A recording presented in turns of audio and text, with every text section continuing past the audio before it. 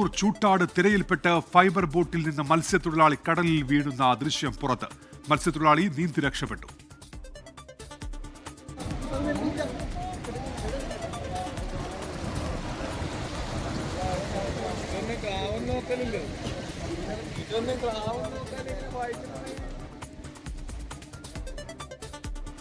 അരുൺ പൂപ്പറമ്പുണ്ട് വിവരങ്ങളുമായി. ഇപ്പോൾ കണ്ണൂരിൽ നിന്ന് അരുൺ, വിശദാംശങ്ങൾ.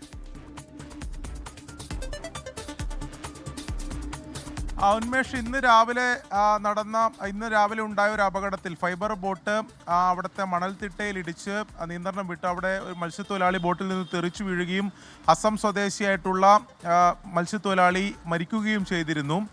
അതിനുശേഷം ആ മത്സ്യത്തൊഴിലാളിക്കായി തിരച്ചിൽ നടക്കുന്നതിനിടെ തന്നെയാണ് ആ അപകടമുണ്ടായി. തൊട്ടു പിന്നാലെ മറ്റൊരു ഫൈബർ ബോട്ട് മത്സ്യബന്ധനത്തിന് പോയ ബോട്ട് ആ തിരയിൽപ്പെട്ട് ആ അപകടമുണ്ടാകുന്ന ദൃശ്യങ്ങളാണ് ഇപ്പോൾ പുറത്തു വന്നിട്ടുള്ളത്. നമുക്ക് ആ ദൃശ്യങ്ങളിൽ കാണാം. ആ ബോട്ടിൽ നിന്നും ആ തിരയടിക്കുന്ന ഘട്ടത്തിൽ തിരയിൽപ്പെട്ട് ആ ബോട്ടിന് നിയന്ത്രണം നഷ്ടമാവുന്നുണ്ട്. അതിനിടെയാണ് ആ ബോട്ടിൽ നിന്നും ഒരു മത്സ്യത്തൊഴിലാളി ഈ കടലിലേക്ക് തെറിച്ചു വീഴുന്നത്. എന്നാൽ ആ മത്സ്യത്തൊഴിലാളി നീന്തി രക്ഷപ്പെട്ടു എന്നുള്ളത് ആശ്വാസകരമാണ്. ഇതിൽ പ്രധാനമായും അവിടുത്തെ ഈ തുടർക്കഥയാവുന്ന അപകടങ്ങളെ സംബന്ധിച്ച് മത്സ്യത്തൊഴിലാളികൾ പറയുന്നത് ഈ അശാസ്ത്രീയമായിട്ടുള്ള പുലിമുട്ട് നിർമ്മാണമാണ്. അതിൻ്റെ ഭാഗമായി അവിടെ ഈ മണൽത്തിട്ടകൾ രൂപപ്പെട്ടിട്ടുണ്ട്. അത് നീക്കം ചെയ്യുന്നതിന് വേണ്ടി പല ഘട്ടങ്ങളിലായി പറഞ്ഞെങ്കിലും അതിനൊന്നും നടപടി ഉണ്ടായിട്ടില്ല. ഈ ഒരാഴ്ചക്കിടെ തന്നെ അവിടെ ഈ ബോട്ടുകൾ മറിഞ്ഞുണ്ടായ അപകടങ്ങളിൽ 3 മത്സ്യത്തൊഴിലാളികൾ മരിച്ചിരുന്നു.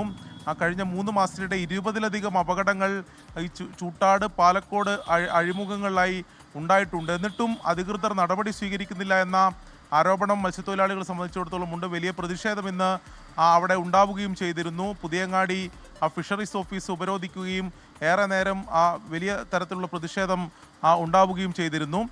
അതിൻ്റെ എങ്ങനെയാണ് ഈ അപകടം ഉണ്ടാകുന്നത് എന്നുകൂടി തെളിയിക്കുന്ന ദൃശ്യങ്ങളാണ് ഇപ്പോൾ പുറത്തു വന്നിട്ടുള്ളത്. ആ മണൽത്തിട്ടകൾ രൂപപ്പെട്ട് ഈ തിരകൾ ദിശ തെറ്റിയാണ് തിരകൾ ഉണ്ടാവുന്നതെന്നും ആ രീതിയിൽ മത്സ്യത്തൊഴിലാളികൾക്ക് പോലും കൃത്യമായി ഇത് തിരിച്ചറിയാൻ കഴിയുന്നില്ല എന്നുൾപ്പെടെയുള്ള കാര്യങ്ങളാണ് അവിടെ നിന്ന് അവർ പറയുന്നത്. എന്തായാലും അതിൽ നടപടി വേണമെന്ന ആവശ്യമാണ് ഉയർന്നിട്ടുള്ളത്. ഇപ്പോൾ എന്തായാലും ഈ പുറത്തു വന്നുള്ള ദൃശ്യങ്ങൾ രാവിലെ ഉണ്ടായിട്ടുള്ള അപകടത്തിന് തൊട്ടു പിന്നാലെ അതിൻ്റെ തിരച്ചിൽ നടക്കുന്നതിനിടെയാണ് മറ്റൊരു ബോട്ട് മത്സ്യബന്ധനത്തിന് പോയി തിരിച്ചു വരുന്നൊരു ബോട്ട് ആ തിരയിൽപ്പെടുകയും ആ ബോട്ടിൽ നിന്നൊരു മത്സ്യത്തൊഴിലാളി കടലിലേക്ക് വീഴുകയും ചെയ്തത്. എന്നാൽ ആ മത്സ്യത്തൊഴിലാളി നീന്തി രക്ഷപ്പെട്ടു എന്നത് ആശ്വാസകരമാണ്. അരുൺ പൂപ്പറമ്പയാണ് വിവരങ്ങൾ നൽകിയത്.